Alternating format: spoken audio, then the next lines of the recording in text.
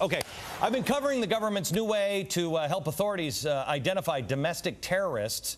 A new report put together by the Missouri Information Analysis Center warns that militia members most commonly associate with third-party political groups. There's been an update today. The Missouri Department of Public Safety has issued a letter just moments ago before we went on air saying the report should have, quote, made no reference to supporters of Ron Paul, Bob Barr, Chuck Baldwin, or any other third party, political organization, or any other candidate. They're going to edit the report, you know, deleting these references, but I don't think it's going to make a difference at this point. We have Ron Paul on with us now, a dangerous, dangerous man. Hello, Congressman Paul. How are you? Hello there. Are you now, or have you ever been a member of the Libertarian Party? I have to admit, yes, okay, I was. Well, but the good thing is, well, the good thing is, you don't have a Ron Paul bumper sticker on the back of your car, do you? Yeah, I have one of those too, at home at least. All right, we're tracing the. Oh well, wait a minute. Yeah, we know exactly where you are. Just hang out and talk with me for a few more minutes, my friend. Let me ask you this. We looked up today, and we couldn't figure out why Missouri was putting this whole report together, because nobody's been killed in Missouri by a militia member. There was one that I think, where did we find it? In Michigan, and it was an alleged militia member. Yet ELF has done unbelievable damage, 2,000 crimes. 2,000 crimes since 1979 and over $110 million in damage. But nobody seems to be looking at radicalized terror groups like ELF. Why is that?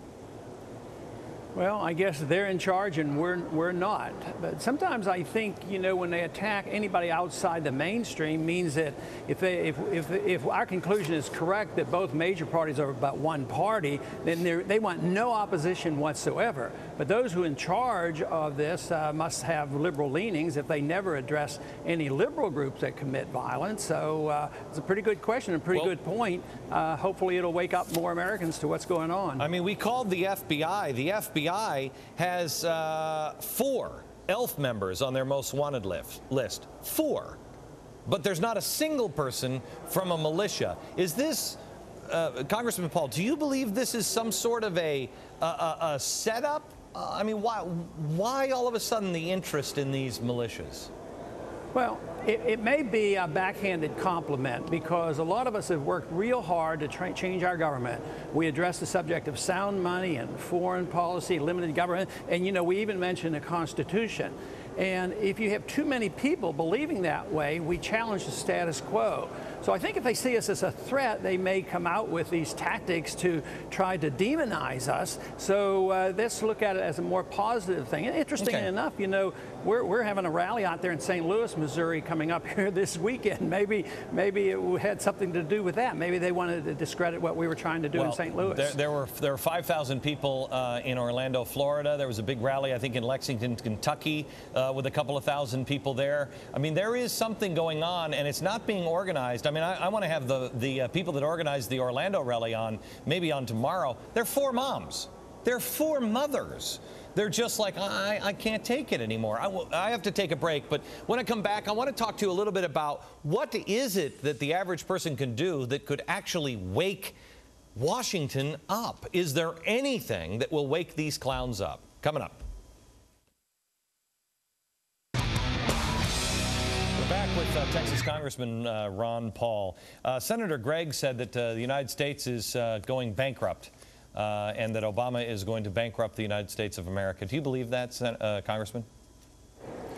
Not quite, because I think it's already bankrupt. It's insolvent. We couldn't pay our bills. The official declaration hasn't been done yet, but we couldn't pay our bills. Everything we pretend that we owe, there's no cash flow to pay for all the bills. If we sold every acre of land in this country, I don't even think we could pay our bills. So yes, the bankruptcy of America is here, and I think this financial crisis should lend itself to our benefit in that people will become outraged and maybe demand some changes here in Washington. When you say we can't pay our bills, I mean, what does that even mean? I mean, people, you see, it doesn't, it doesn't affect people that they realize now that the new number is $116,000 for every family of 3. $116,000 every American family now owes.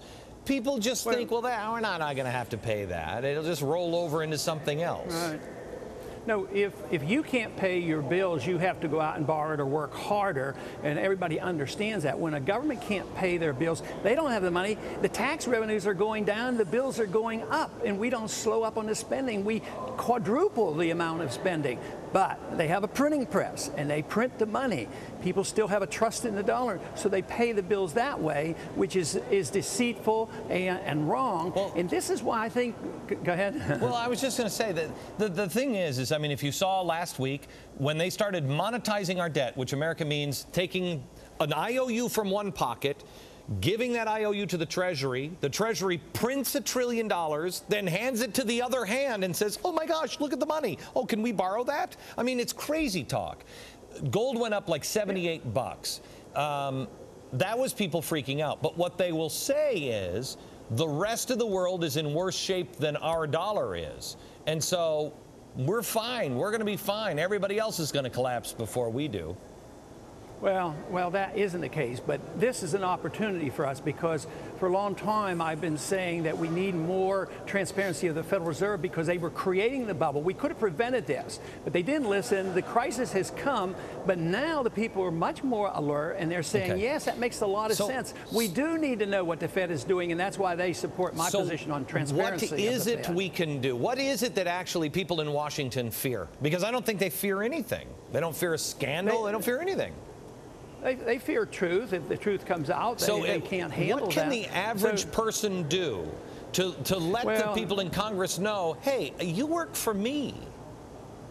Everybody's job is different. It might be running for Congress, supporting candidates, calling their congressman, doing whatever.